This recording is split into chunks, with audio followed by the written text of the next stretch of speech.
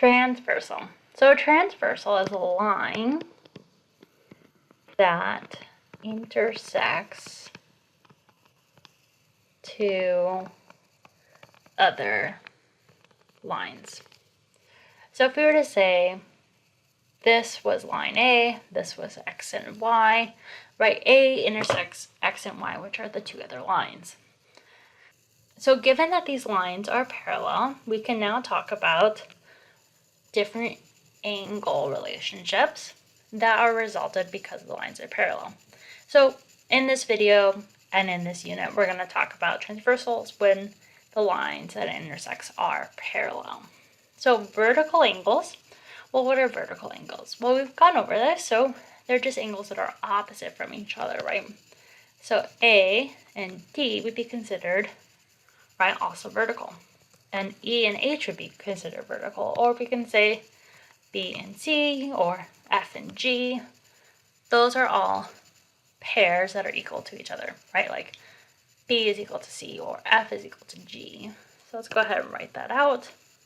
So vertical angles, A is equal to D, B is equal to C, E is equal to H, and F is equal to G. Now, what about corresponding angles? So I'm just going to kind of just erase every time just to kind of go over this. So corresponding angles are like B and F, that they correspond to each other and they're actually equal. And also, what are other ones then, right? So then it would be like A. Well, if it's a corresponding one, it would be like E.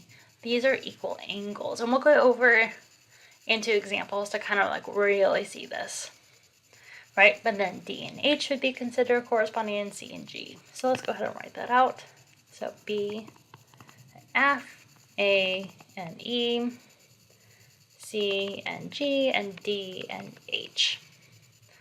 Now, what about alternate interior angles? So alternate interior angles are actually only going to be, right, these are the only interior angles.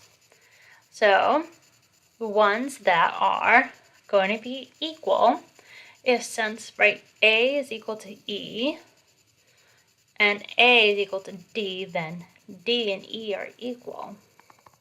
So once again, A and D are, right, if A is equal to D and, right, A is equal to E, then D is equal to E, right? We're just kind of filling in all these different relationships.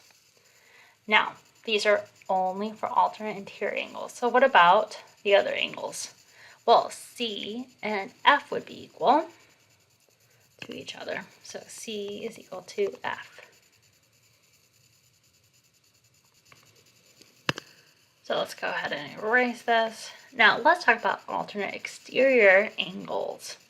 So this is on the exterior. So these would be considered the exterior angles, right? They're not the inside ones. So alternate exterior, right? So that would be A is equal to then H. So these are equal. Or B is equal to G. So those are equal, right? Because B is kind of like F, and F is across from G because of vertical angles, right? So those would be equal. But we're only talking about alternate exterior angles. You can kind of see how all the relationships are kind of, you can start seeing the pattern here. So let's then go over consecutive interior angles. So this one's fun. So this one tells us E and C, so if we add those together, they're going to be equal to 180 degrees. Then D plus F is equal to 180 degrees.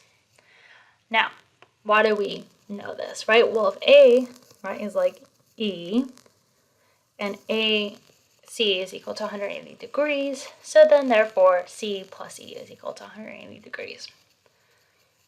Hopefully you're getting this logic. If not, let's go over some examples to help solidify this. So let's look at example 1. Now let's just go look at an example to help us figure this all out. So example 1. Given A is equal to 55 degrees, determine the measurements of the other angles given the two lines are parallel. So this line and this line are parallel, right? So A equals 55 degrees. So let's talk about vertical angles, right? We know that A and D are vertical. So then D would also be 55 degrees. So we're done with that. Now A and C, let's talk about that one. Well, C plus A actually has to be, right, has to be 180 degrees because it's a line. So what's A plus C is equal to 180 degrees.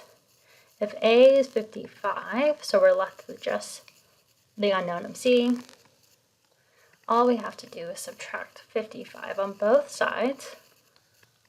So we get C, which is equal to 180 minus 55. So let's go ahead and just go 10 minus 5. 7 minus 5 is 2. So we get 125 degrees. Now, remember vertical angles. So what does B have to be? Well, that also has to be 125 degrees. So now we've done the top. So now we're going to have to go down to these. So what else do we know? So remember corresponding angles, right? A, right, is equal to E, which is really important. So what's E? Well, E is 55 degrees because it has to be equal. And then guess what? Everything is the same on this one too. Then G would have to be, right, like C, because it's a line. So this would have to be 125 degrees. Well, what's F? Well, F is across from G, so that's a vertical angle. So that has to be 125 degrees. And H is across from E, which is 55 degrees because they're vertical angles and they're equal. So you can see how this all adds up. Example 2, given F is equal to 115 degrees, determine the measurements of the other angles given the two lines are parallel. So these are parallel. We just do this to indicate that. Now we're given F. So F is equal to 115 degrees. So the first thing I like to do is go right into vertical angles. So G has to equal 115 degrees because they're vertical. Now, let's then also look at what's H. Well, F plus H, right? F plus H has to equal 180 degrees because it's a line. So we're looking at H. F is 115 plus H, and that's 180. Let's go ahead and subtract 115 on both sides. So what does H have to be?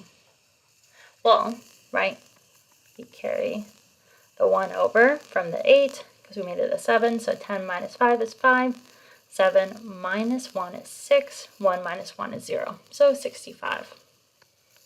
So if H is 65, then E, as our vertical angles, has to equal 65 degrees. Right, and also G is 115, and so that would also be 65. Another way to look at this, right, if this is 115, and we determine that the line has to be 180, that means this, right, has to be 65, but this is also a line, right? So this is a line, and then this is also a line. So this would also have to be 65 because that angle can form two different lines with two different angles, right? With E, it's on this line, or if it's with H, it's on this line. So another way to look at it. Now let's go to the top part and determine all those angles. So what's A? Well, A, right, corresponds to E as it's a corresponding angle. So since we just did E, this is also right? This is 65, right? And then C is just like G. So what's C? Well, G is 115, so C is 115. What's B? Well, B is a corresponding angle to C, so that's just 115. And then D would have to be then 65 degrees.